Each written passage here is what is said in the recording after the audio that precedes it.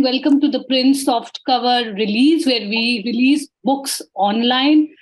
Please welcome Ravinder Kaur and Nayanika Mathur, who are the authors as well as the editors of The People of India, New Indian Politics in the 21st Century. Hello, Ravinder. Hello, Nayanika. Hi. Hi. So just a little bit about the authors and editors. Ravinder Kaur is the Associate Professor of Modern South Asian Studies and Director of Center of Global South Asian Studies, University of Copenhagen. Nayanika Mathur is Professor of Anthropology and South Asian Studies at the University of Oxford. We have the book with us. So without much ado, let me first show you the book cover. It's a task. Just bear with me.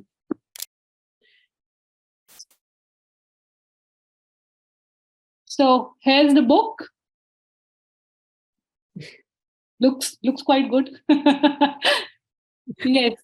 This has been published by Penguin, and the book examines the politics that shapes the world's largest democracy, India.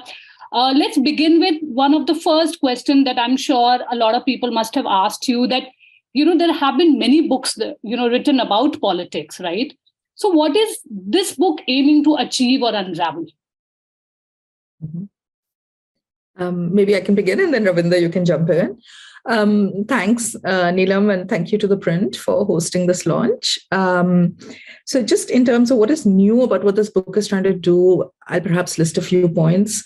One of them is that we're sort of very interested in thinking about this figure of New India. So New India is something that is being invoked a lot, whether it is by politicians or by academics or, on social media, as this new political formation that we see in South Asia now. And our understanding is that the way in which New India has been talked about has, it's been more sort of rhetorical. There isn't that much critical substance to what this New India might be. Right. So we're trying to sort of explore that in the book. The two other things that we think are novel about it is that we're trying to understand the politics of New India by focusing on new political figures that have emerged on the Indian landscape. So as you know, this book is an edited collection. It has essays by leading scholars of South Asia on different kinds of political figures that we now see animating the political landscape of India. And so we try to look at it that way. Perhaps something to sort of signal for your readers or for more general readers here is that something that I particularly value in this book is the fact that it is written by academics, but it's written in a very accessible style, and it is written to be read by anyone who's interested in the politics of India. And one thing that I think marks it out as different from some of the other standard books that we might see on Indian politics is that this is not written by political scientists. It's actually written by historians, anthropologists, sociologists, gender studies people, but in a very, very accessible style. If Ravinder would like to add anything to this. Well, thank you so much, Nayanika and Neelam. I think what I would like to add is that our particular focus is on the larger, informal sphere of politics. Right. Much of, studies of politics in India, they begin and end somehow on elections or electoral surveys or what kind of, what outcomes are going to be. So I think we are trying to move beyond that and to say that, much of the political landscape shifts happen in the sphere of cultural politics, on street level, on, in what broadly you would call popular politics. So I think it is this informal sphere that we try to bring out, and we do so, as Nayanika has already mentioned, by focusing on New India and by honing in on new Indians, the new Indians who are producing this new India and who in turn continue to get shaped as new political subjects. So in that sense, I think it is the political landscape that we try to reopen, unpack, and say, all right, so who are the people? Who are the groups? Because this is not, a class struggle which is going on exactly, but it is manifesting, the caste, class, religion, the ways in which it manifests itself by producing new figures of the political. So, from the figure of Ambedkar as, the nation maker or father of the nation, Gandhi. But this is not what was happening in the 1990s or even in the beginning of the millennium. This is actually produced in the last few years. So the political dynamics of, even like Nayanika has written about Sarkar, as the figure, or I've been writing about Bhakt, as also a political category. These were not produced. They have certain gravitas. I mean, foundation in the current politics. So I think this is what we are trying to lay out. Well, you've already mentioned, I was going to ask you about, there's an interesting chapter called Bhakt. So we often come across this term on, social media with respect to trolling also. And the fact that you've touched upon this new political figure. Can you explain it in a bit more detail? What exactly do you mean by it? I think, if I was to take example in the political figure of Bhakt, because we were all very, interested in it, because this is something, the term Bhakt, of course, has a very old lineage. Right. The ways in which we are looking at it is that how it becomes a political category. And the interesting thing about this figure is that, of course, Bhakts are known as, followers of Modi in the popular vocabulary of New Indian politics. But what is interesting about this group is that it is not a political party. It is not even an interest group. It's not a trade union. Right. It is something which floats. It floats in hybrid, surroundings. It's both, online, it is offline, the impact, the ways in which these people are shaped, what kind of dynamics. So basically, one thing that we're trying to ask is, who's leading whom? Because a lot of these followers are supposed to be they are being led by the great leader. But if you actually begin looking at the dynamics, you often see, well, the dynamic of the leader and follower is not that straightforward. It could as well be the followers who are leading the leader. So I think it is these counterintuitive ways that we begin to look how this political landscape continues to be, shaped. And Bhakt, in a way, becomes the figure which tells us a lot about the ways, New Indian politics shaping, just like before 2014, we could have talked about, the Aam Aadmi as a figure. Also is very telling about how political subjectivities are being reshaped in India. Well, there's a chapter called Kisan. The book also highlights the farmers' protest that took place in 2020 against the controversial farm laws. And, finally, the Modi government had to repeal it. So how has the Kisan changed from, say, independent India till now? Do you think it has, Kisan do you think it has greater agency, especially in the backdrop of the farm law controversy that, India has witnessed? Nayanika? Why don't you go ahead, Ravinder, as you've also written on the farm laws? No, I think I can begin, but you can add to it. But I think Kisan as a figure, as you know, has always been very central to Indian imaginary. Right? Like that India is a nation of villages. That was something pretty much distilled in our minds. But I think this is not trade unionism alone that we witness over here, but Kisan as a political figure who is, not, speaking about farm laws, but touching quite a wider phenomena of politics. So I think what we begin the book with, the introduction, Nick and I, is about street politics. Right. And I think this is where the figure of the Kisan becomes very, very critical and important. Because one thing as New Indian politics that we are trying to show also is that, as more and more India under the Modi government seeks to have a very centralized form, more and more you have popular protests, shaping up. In that sense, I think Kisan has become, more than just an interest group which seeks, something about agriculture, but represents, a force in politics as well. What are your thoughts? Yeah, I would just add to what Ravinder said is that, I think that the Kisan chapter is a very good example of what the book is also trying to do.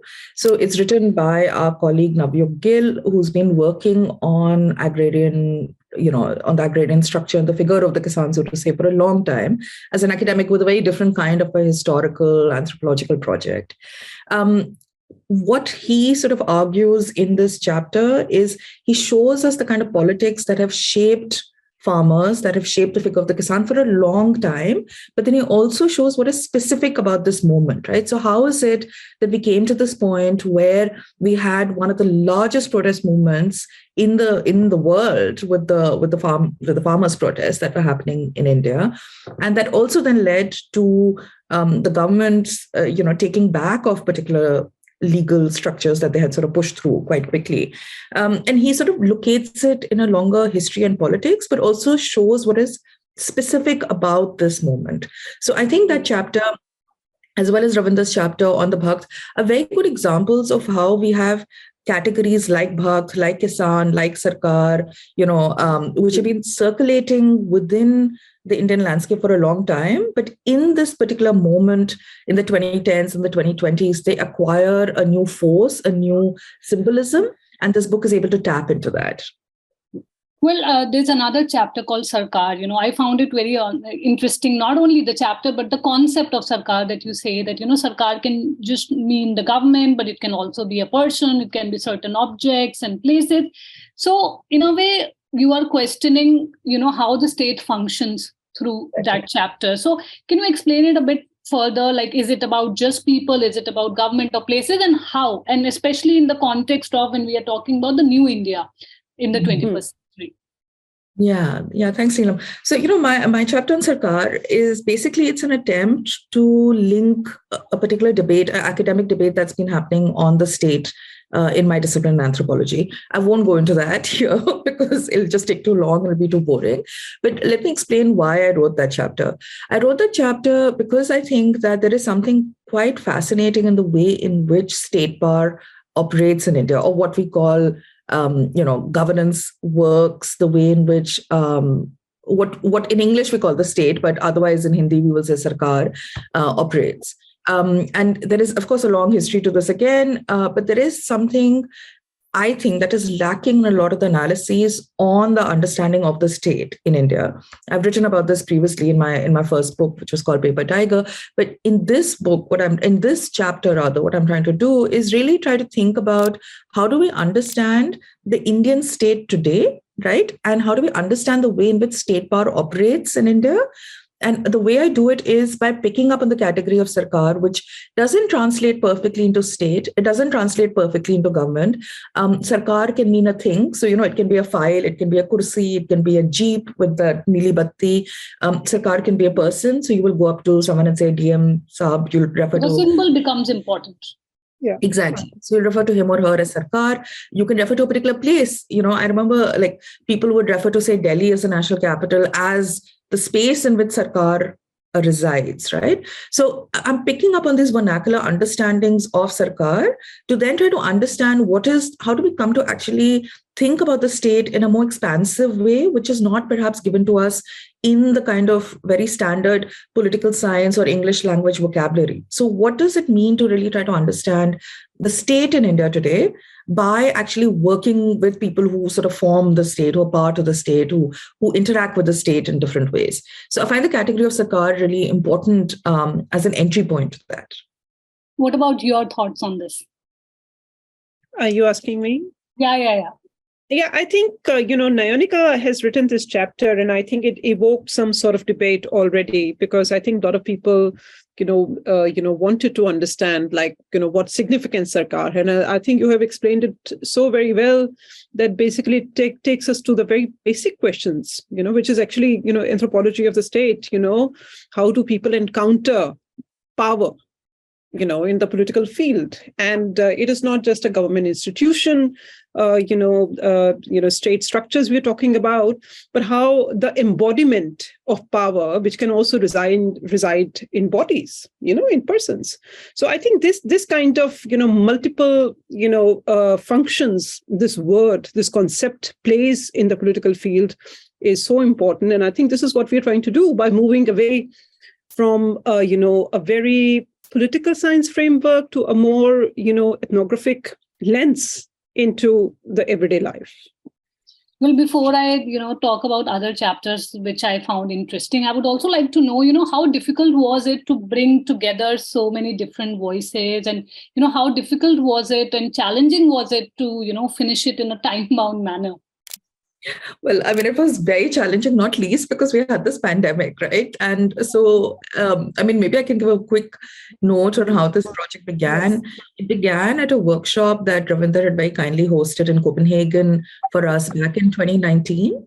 And the workshop was called The People's State. And what we were trying to understand in that workshop was we were trying to think about how the category of the people has been invoked in democratic politics globally, basically in South Asia at that point. But I mean, again, the workshop was really interesting for many reasons. But one of the reasons we got really interested in writing this book together collaboratively is because this was just before the 2019 general elections.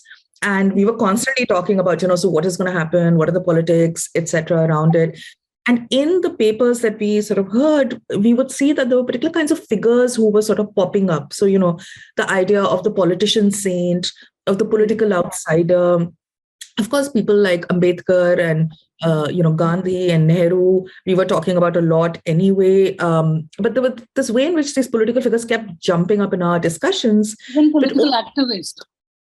Yes, the political activists, the Karyakarta, these categories kept coming up. But also what I think by the end of the workshop, we came to this realization that we didn't want to write another standard academic book. We wanted to write something that would be read more widely in India, that would take our research off, as you can see, we're very senior scholars in the book who've been working on India for like a long time, very established scholars, most of them, and very, talented upcoming young scholars as well within it. And we wanted to actually have a platform where we could then write about Indian politics in this way without perhaps simplifying our research, but also at the same time making it accessible to other people, right, who might not otherwise be interested in reading the anthropology of the state or on studies of globalization, etc. That might not be what they're interested in.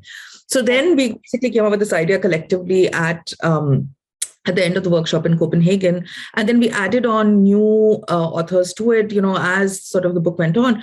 But to be honest, we thought we'd finish it much earlier than we ended up doing. But, there was the pandemic, everyone got sick, there was a second wave in India. I mean, all of this. So it really sort of threw us off our schedule, but we're so grateful and so happy that this book is finally out. Like, I think both of us are so relieved and we worked so hard for so long on it. So, yeah. Maybe I should mention that, one of the memorable, principles we used was that we will write a book which is for a wider audience and it will be without footnotes, shootnotes. But, it has ended up with actually quite heavy footnoting. And I think this is what ends up. We really hope that it is still readable and accessible to a wider public. It definitely is. Let me move on to my next question and then another chapter that I found very engaging. Good governance. This is a term that we often hear amongst politicians, the government. PM Modi, he stresses on it a lot. And, whether he has his meeting with the bureaucrats or when he's, meeting his council of ministers or when even he's making a political speech, there is this emphasis on good governance. So what do we mean by it? And why have you included this chapter? What can we expect? Maybe I can begin and then Ravinder can sort of jump in. So this chapter is written by a colleague, Anu Sharma, who's based here in the US. So in a way, this chapter is something that sits slightly at odds with the rest of the book, because the rest of the book is very much about either individuals or particular kinds of figures, right, in it. Whereas good governance is more about what Anu calls a techno-moral politics, right? And so, though I think the way I read the chapter is that she's really looking at the ways in which Arvind Kejriwal has worked within Delhi and like taken on the politics of governing Delhi as a new kind of a city and reforming it, and then how the politics of AAP have been reshaped by this good governance agenda, which is also very much in conversation with sort of a global neoliberal agenda coming from, places like the World Bank, et cetera, on what good governance should look like in the global South. And she's talking about how it's just taken on or adopted a particular form and how we can then come to understand the politics of AAP, of urban politics, of Kejriwal's own figure as a particular kind of person through it. And I think that's where she's picked it up. I mean, it's a really interesting example of, again, of a category like that is a global keyword, right? But it takes on a very specific form in India. It acquires a very particular kind of valence and a particular form of politics in India, and she traces that out for us. I think, if I may add, I think this chapter could have very well also been called, the Aam Aadmi, because actually, in a way, it is, bringing out the figure of the Aam Aadmi, which is forged in that particular anti-corruption and, techno-moral politics, which begin shaping up, from 2009, 10, 11 onwards. And of course, Kejriwal, is a very important figure in that. But we must remember that actually it was as much Narendra Modi who took, many of those lessons, techno-moral, techno-political, lessons out, a lot of these welfare schemes, Labharthi, etc. Actually, so there is this kind of, overlap which takes place. And I think that moment, how the desire, anti-corruption movement coupled with the middle class desire for, having some sort of good governance, Suraj, also began, taking root. So I think this would be, in this way, how central or key it has been in the last, I think, 15 years or so in Indian politics. And was there any particular reason that it was not called the Aam Aadmi Party and it was termed as good governance? Good question. Because as I said, we left it to the author as to how they wanted to pitch this. But thinking, once again, it, as I said, it could very well have been simply called the Aam Aadmi. Right. There's another interesting chapter. You also mentioned it earlier, The Nation Maker. And it talks about B.R. Ambedkar also, and I'm quoting right now an interesting sentence that I found, that Ambedkar is the most mesmerizing anti-Brahminical weapon, and no other community could produce another like him. So in that context, what is the condition of, post-Ambedkar Dalit? At the same time, we have seen a number of protests in the country, whether it's the EWS, quota, the stand of the Supreme Court, a number of political parties, including the DMK, they are protesting it. They're saying that this is one way of ensuring that you give, reservation to the upper caste. So how do you see this entire, scenario as far as this chapter is concerned?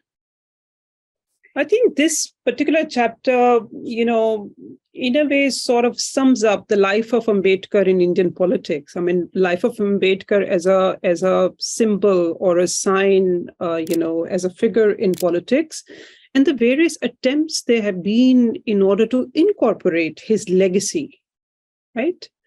And there are some, very radical, there is this, radical politics that Ambedkar represented. And he was, of course, also chairperson of, the maker of the Constitution.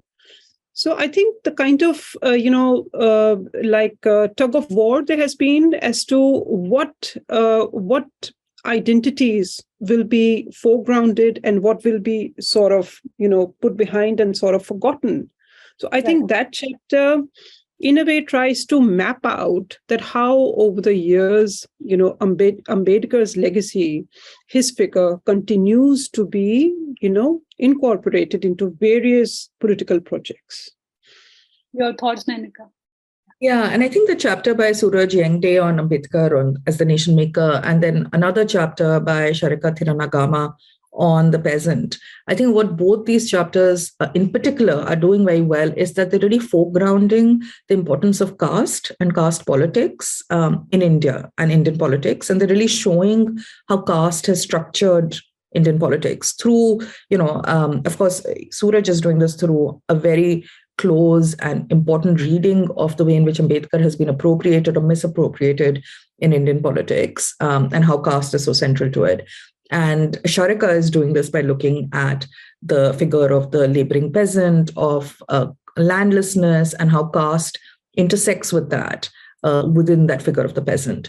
So I would read these chapters as really a very important chapters, critical chapters that really show us why and how caste continues to matter in Indian politics.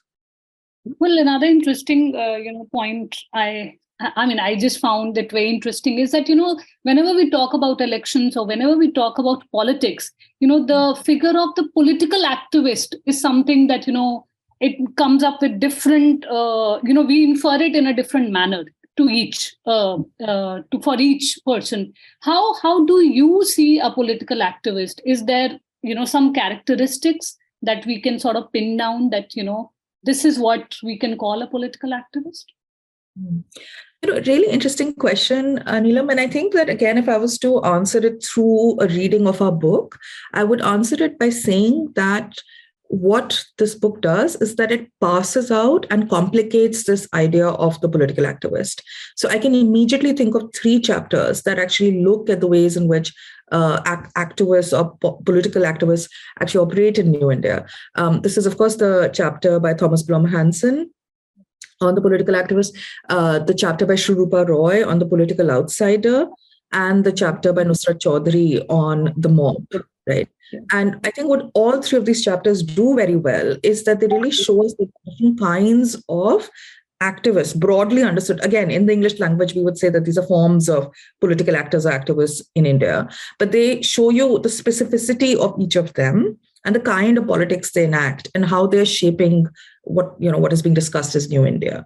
So if you just think of Thomas's chapter itself, like he really breaks down that category of what is activist. It's the karyakarta, it's the busybody, it is the middleman, it is the dalal, it is the, this activist here, it is that local, we can think of the RWA uncles, we can think of all sorts of people as particular kinds of political activists because they're they have very specific ideas of what politics is and how that should be enacted in India.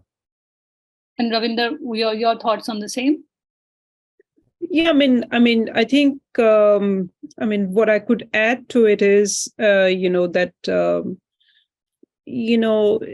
these figures also complicate our previous understanding of activism, just as some jholawala, because like actually the figures which are being presented are far more, in today's landscape, and especially I think RWA, uncles as they are popularly called. I think that is so,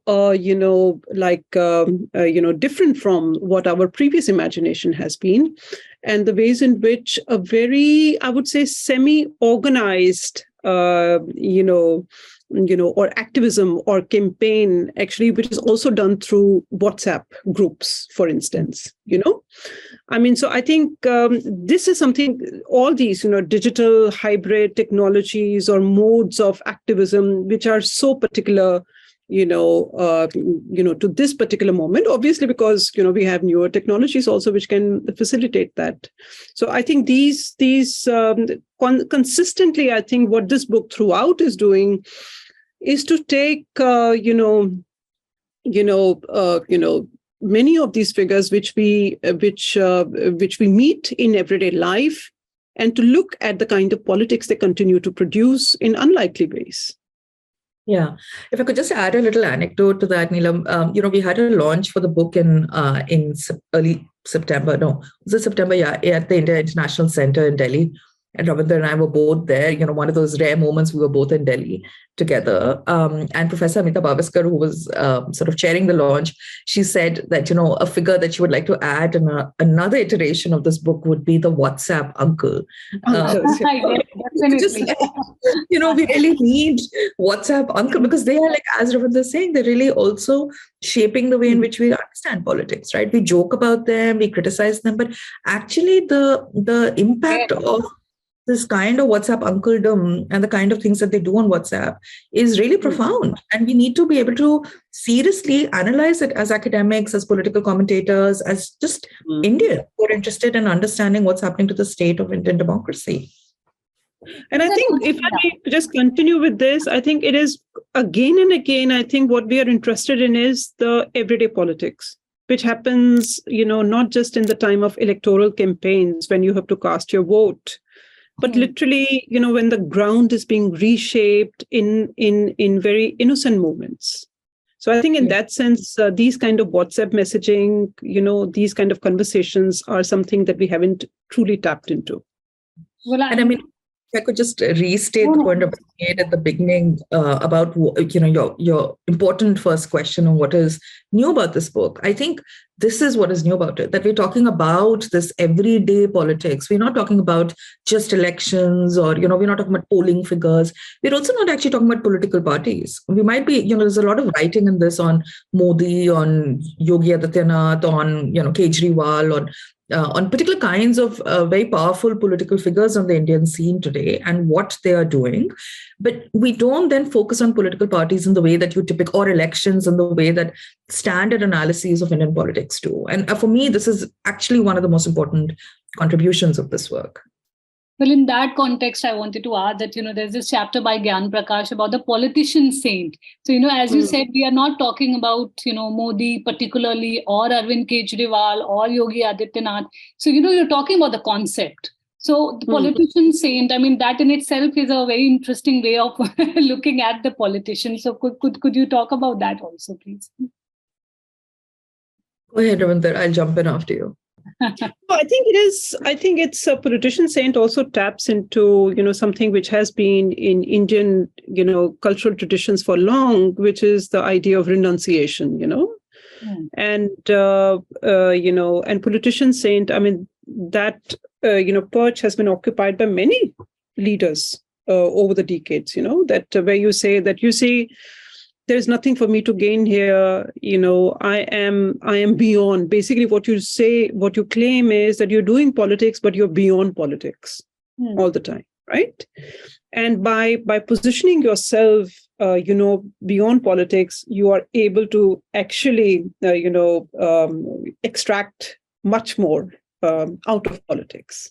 So I think this kind of, and I think in India, if you look around also across time and space, you would see, from Gandhi, who also had this kind of position, or, and many after. And I just want to mention actually something which is happening right now, which may be too early. When you see the videos of Rahul Gandhi doing his Padyatra at this moment, Bharat Jodo, and I think to me, it first seemed all right. This is something where, Rahul Gandhi is trying to, he's entering into a different kind of mold. And it could very well be, trying to fit into that frame of, being above politics, doing politics by being above or beyond all this. But of course, it's too early to say what it would lead to. But I think it is actually drawing upon already a familiar framework of the politician saint. Yeah. And also, if on the topic of Bharat Jodo Yatra, what I find interesting with it also is the way in which the Congress and Rahul Gandhi are invoking the people of India, right? What is Bharat Jodo doing? Of course, he's marching through India and with his, thing, but they are trying to connect with the people, right? And who are these people? I mean, this is what we're asking. Who are the people of India? I mean, that is why our book is called The People of India, because the people of India have, again, a long history in politics. It's been invoked in different ways, from colonial understandings to anthropological understandings to political understandings. And I find this invocation of the people here very interesting, because it's a different kind of people of India that I think the Congress is trying to invoke through Bharat Jodo Yatra from the kind of people that are being invoked in other political projects by not just political parties, but by ideologues, by politician saints, by other kinds of actors on the scene. If I could just go back to your original question also, I think another thing I would add there is that, just again to talk about what the intellectual project of this book also is and why we think it's valuable, is that, of course, Professor Gyan Prakash, who's written that chapter on the politician saint, also has a very important famous book on the emergency, where he looked a lot at Indira Gandhi, right? But now but this is not that book. It's not that chapter. It's not that book. But he's sort of someone who has traced Indian politics over time and has focused on particular political figures, previously Indira Gandhi. But here in this chapter, he's thinking more about, the politician saint as a category in the way that Ravinder spelled out, but also in the ways in which it becomes relevant in today's politics.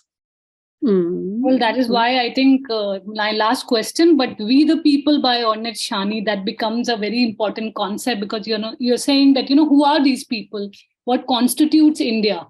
So, the larger question about politics and politicians, we are talking about the real, sort of the real, what should I say? They are the main force behind the politics and the country. That's right. Yeah. And I mean, I think Ornit Shani's chapter on We the People is so important for this reason, right? Because she's asking the question, when did the people of India become we the people? And of course, it is most famously invoked in the Constitution of India, which is a very important sort of document, which has sort of set the tone for so much of Indian politics subsequently, as a lot of the new literature on the Indian Constitution is showing. And she really traces out what are the processes through which there's something called India that could come out to be, and then what is it that allows us to even, chant this, that we the people of India solemnly swear whatever, right?